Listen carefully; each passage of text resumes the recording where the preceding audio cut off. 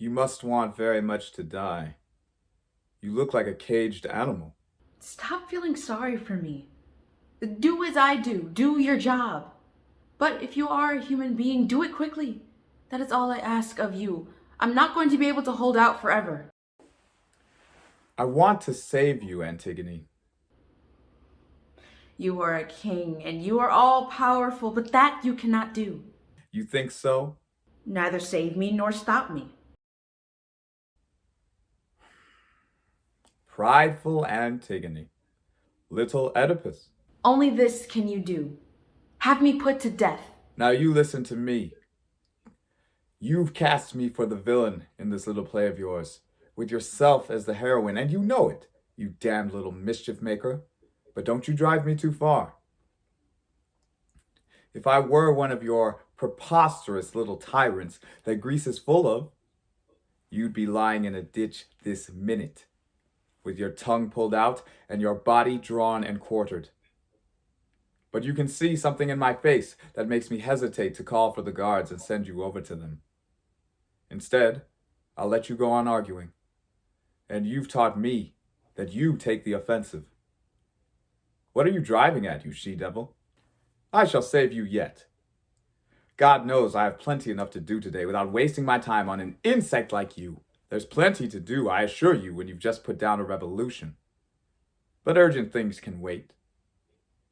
I am not going to let politics be the cause of your death, for I assure you, this whole business is nothing more than politics. The mournful shade of Polynices, the decomposing corpse, the sentimental weeping, the hysteria that you mistake for heroism, nothing but politics. Look here. I may not be soft, but I am fastidious. I like things clean, ship-shape, well scrubbed. Do not think that I am not as offended as you are by the thought of that meat rotting in the sun. In the evening, when the breeze comes in from the sea, you can smell it in the palace and it nauseates me. But I refuse even to shut my window. It's vile, and I can tell you what I wouldn't tell anyone else. It's stupid, monstrously stupid. But the people of Thebes have got to have their noses rubbed into it a little longer. My God, if it were up to me, I should have had them bury your brother long ago, as a mere matter of public hygiene. I can admit what I'm doing is childish. But if the feather-headed rabble I govern are going to learn what's what, that stench has got to fill the town for a month. You are a loathsome man. I agree. My trade forces me to be. We can argue whether I ought to or ought not to follow my trade, but once I take on a job, it has to be done properly. Why do you do it at all? My dear, I woke up one day and found myself king of Thebes. God knows there are other things in this life I loved more than power. Then you should have said no. Yes, I could have done that. Only I felt that it would have been cowardly.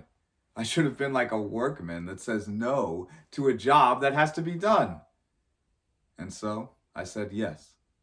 So much the worse for you then. I didn't say yes. I can say no to anything I think vile and I don't have to count the cost.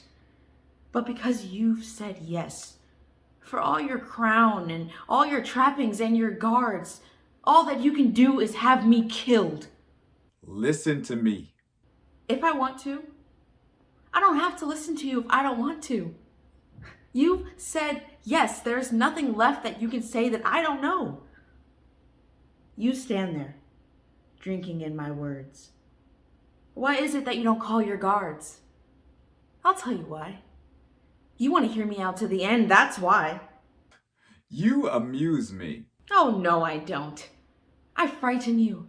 That's why you talk about saving me. Everything would be easier if you had a docile, tongue-tied little Antigone living in the palace. I'll tell you something, Uncle Creon. I'll give you back one of your words. You are too fastidious to make a good tyrant. But you are going to have me put to death today, and you know it. And it frightens you. God, is there anything uglier than a frightened man? Very well. I am afraid then. Does that satisfy you? I'm afraid that if you insist upon it, I shall have to have you killed, and I don't want to. I don't have to do the things that I think are wrong. If it comes to that, you didn't really want to leave my brother's body unburied, did you? Say it. Admit that you didn't. I have said it already. But you did it just the same. And now, though you don't want to do it, you are going to have me killed. And you call that being a king? Yes, I call that being a king. Poor Creon. My nails are broken, my fingers are bleeding, my arms are covered in the welts left by the paws of your guards, but I am a queen. Then why not have pity on me and live? Isn't your brother's corpse rotting underneath my windows payment enough for peace and order in Thebes? My son loves you. Don't make me add your life to the payment. I've paid enough. No, Creon. You've said your yes and made yourself king. Now you'll never stop paying. But God in heaven, won't you try to understand me? I'm trying hard enough to understand you. There had to be one man who said yes. Somebody had to agree to captain the ship. She had sprung 100 leaks. She was filled to the waterline with crime, ignorance, poverty. Every man-jack on board was about to drown, and only because the only thing they could think of was their own skins and their cheap little day-to-day traffic. Was that a time, do you think, to be playing with words like yes and no? Was that a time for a man to be weighing the pros and cons, wondering if he wouldn't pay too dearly later on? Wondering if he wouldn't lose his life or his family or his touch with other men? You grab the wheel. You right the ship in the face of a mountain of water. You shout in order. And if there is even one man that refuses to obey, you dive straight into the mob. Into the mob, I say. That thing that drops when you shoot. Maybe it's someone who bought you a drink the night before, but it doesn't have a name. And you brace at the wheel. And you don't have a name. And nothing has a name except for the ship and the storm. Now, do you understand? I am not here to understand. That's all very well for you. I'm here to say no to you and die. It is easy to say no. Not always. It is easy to say no. To say yes, you have to sweat and roll up your sleeves and plunge both hands into life up to the elbows. It is easy to say no, even when saying no means death. All you have to do is sit there and wait. Wait to go on living, wait to be killed. That is the coward's part. No is one of your man-made words. Can you imagine a world in which trees said no to the sap? In which beasts said no to hunger or to propagation? Animals are good, simple, tough. They all travel together in droves, nudging each other onwards, all traveling the same road. Some may keel over, but the rest move on. And no matter how many may fall by the wayside, there always remains those few who keep on bringing their young into the world, traveling the same road with the same obstinate will, unchanged from those who went before. Animals, eh, Creon? What a king you would be if only men were animals. You despise me, don't you? Strange. Again and again, I have imagined myself having this conversation with a pale-faced boy who I had never seen before in the flesh. He would have come to assassinate me, and would have failed. I would be trying to get out of him why he wanted to kill me, but despite all my logic and all my powers of debate, the only thing I would have been able to get out of him was that he despised me. Who would have thought that the pale-faced boy would have turned out to be you? And that the debate would have arisen out of something so meaningless as the death of your brother. Meaningless? And yet you must hear me out. My part is not a heroic one, but I will play my part. I shall have you put to death. But before I do, I want to make one last appeal. I want to make sure that you know what you are doing as much as I know what I am doing. Antigone, do you know what you are dying for? Do you know the sordid story to which you are going to sign your name in blood for all time to come? What story? The story of Eteocles and Polynices, your brothers. You think you know it, but you don't. Nobody in Thebes knows that story but me. And it seems to me, on this afternoon, you have the right to know it too. First, tell me, how much do you remember of your brothers? They were older than you, so they must have looked down on you. And I imagine that they tormented you, pulled your pigtails, broke your dolls, whispered secrets to each other to put you in a rage. They were big and I was little. Yes, and when they came home wearing their evening clothes, smoking cigarettes, they would have nothing to do with you, and you thought they were wonderful. They were boys and I was a girl. You didn't know why exactly, but you knew they were making your mother unhappy. You saw her in tears over them, and your father would fly into a rage because of them. You heard them coming home, slamming doors, laughing noisily in the corridors, insolent, spineless, unruly, smelling of drink. Once, it was very early and we had just got up. I saw them coming home and hid behind the door. Polynices was very pale and his eyes were shining. He looked so handsome in his evening clothes. He saw me and said, "Here, this is for you." And he gave me a paper flower that he had brought home from his night out. Yes, and of course you still have that flower. Last night, before you crept out, you opened a drawer and stared at it for a time to give yourself courage. Who told you so? Poor Antigone and her nightclub flower. Do you know what your brother was? Whatever he was, I know that you will say vile things about him. A cheap, idiotic bounder. That is what he was. A cruel, vicious little voluptuary with just wit enough to drive a car faster and throw more money away than any of his pals. I was with your father one day when Polynices, who had lost a lot of money gambling, asked him to settle the debt. And when your father refused, the boy raised his hand against him and called him a vile name. That is a lie. He struck your father in the face with his fist. It was pitiful. Your father sat there with his head in his hands. His nose was bleeding. He wept in anguish. And in the corner of your father's study stood Polynices, sneering and lighting a cigarette. That's a lie. When was the last time you saw Polynices alive? When you were 12 years old. That's true, isn't it?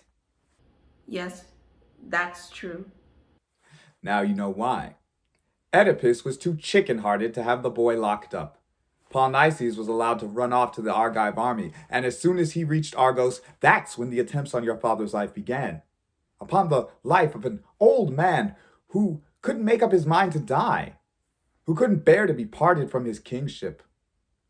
One by one, men slipped into Thebes from Argos with the whole purpose of assassinating him. And every killer we caught always ended by telling us who had put him up to it, who had paid him to do it. And it wasn't always Polynices. That's what I'm really trying to tell you. I want you to know what went on in the back room, in the kitchen of politics. I want you to know what went on in the wings of this drama in which you are burning to play a part. Yesterday, I gave Eteocles a state funeral with pomp and honors. Today, Eteocles is a saint and a hero in the eyes of all Thebes. Well, what could I have done? People had chosen sides in the Civil War. Both sides couldn't have been wrong. That would be too much. I never could have made them swallow the truth. 2 gangsters was more of a luxury than I could afford. And that is the entire point of my story. Eteocles, that virtuous brother, was just as rotten as Polynices. That great-hearted son had done his best, too, to procure the assassination of his father. That loyal prince had also offered to sell out Thebes to the highest bidder. Funny, isn't it? Polynices lies rotting in the sun, while Eteocles is given a hero's burial and will be placed in a marble vault. And yet, I have absolute proof that everything Polynices did, Eteocles had plotted to do. They were a pair of blackguards, both engaged in selling out Thebes and both engaged in selling out each other. And they died like the cheap gangsters they were, over a division of the spoils. But, as I told you a moment ago, I had to make a martyr out of one of them. I sent to the Holocaust for their bodies. They were found clasped in each other's arms for the first time in their lives, I imagine. Each had been spitted on each other's sword, and the Argive cavalry had trampled them down. They were mashed to a pulp, Antigone. I had the prettier of the two corpses brought in, and I gave it a state funeral. The other I left to rot. I don't know which was which, and I assure you, I don't care. Why do you tell me all of this? Would it have been better to let you die a victim to that obscene story? It might have been. I had my faith. What will you do now? I shall go up to my room. Don't go alone. Go and find Haman, and get married quickly, Antigone. Yes. All this is beside the point. You have your whole life ahead of you, and life is a treasure. Yes. And you were about to throw it away. Don't think me fatuous if I say that I understand you, and that at your age, I should have done the same thing. A moment ago, when we were quarreling, you said that I was drinking in your words. I was, but it wasn't you who I was listening to.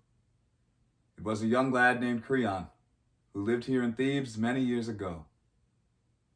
His mind, too, was filled with thoughts of self-sacrifice. Go and find Haman, and get married quickly, Antigone. Be happy. Life flows like water, and you young people let it run through your fingers. Shut your hands. Hold on to it, Antigone. Life is not what you think it is. Life is a child that plays around your feet. It is a tool you hold firmly in your grip. It is a bench you sit down upon in the evening in your garden. People will try to tell you that's not what life is, that life is something else. They will tell you that because they need your strength and your fire, and they will seek to use you. Don't listen to them. Believe me. The only poor consolation we have in our old age is to discover that everything that I've just told you is true. Life is nothing more than the happiness that you get out of it. Happiness. Not much of a word, is it? What kind of happiness do you foresee for me? Paint me the picture of your happy Antigone. What are the unimportant little sins that I shall have to commit before I'm allowed to sink my teeth into life and tear happiness from it? Tell me, to whom shall I have to lie? Upon whom shall I have to fawn? To whom must I sell myself? Whom do you want me to leave dying while I turn away my eyes? Antigone, be quiet. Why do you tell me to be quiet when all I want to know is what I have to do to be happy? This minute, since it is the very minute I must make my choice. You tell me life is so wonderful. I want to know what I have to do to be able to say those things myself. You don't know what you're talking about. I do know what I'm talking about. Now it is you who have stopped understanding. I am too far away from you now, talking to you from a kingdom you can't even get into with your quick tongue and hollow heart. I laugh, Creon, because I see you suddenly as you must have been at 15. The same look of impotence and the same inner conviction that there was nothing you couldn't do. What has life added to you except those lines in your face and that fat on your stomach? Be quiet, I tell you. Why do you want me to be quiet? Because I am right?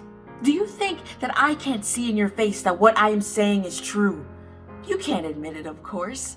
You have to go on growling and defending the bone you call happiness. It is your happiness too, you little fool! I spit on your happiness. I spit on your idea of life, that life must go on come what may. You are all like dogs that lick everything they smell, you with your promise of a humdrum happiness, provided that you don't ask too much of life. I want everything of life. I do, and I want it now. I want it total, complete, otherwise I reject it. I will not be moderate. I will not be satisfied by the bit of cake you offer me if I promise to be a good little girl. I want everything of life. I want to be sure this very day, sure that everything will be as beautiful as when I was a little girl. If not, I want to die. Scream on, daughter of Oedipus. Scream on in your father's own voice. In my father's own voice, yes. We are of the tribe that asks questions, and we ask them to the bitter end until no tiniest chance of hope remains to be strangled by our hands. We are of the tribe that hates your hope, your docile female hope, your whore. Shut up! If you could see how ugly you are, shrieking those ugly words. Yes, I am ugly. Father was ugly too, but he became beautiful. And do you know when?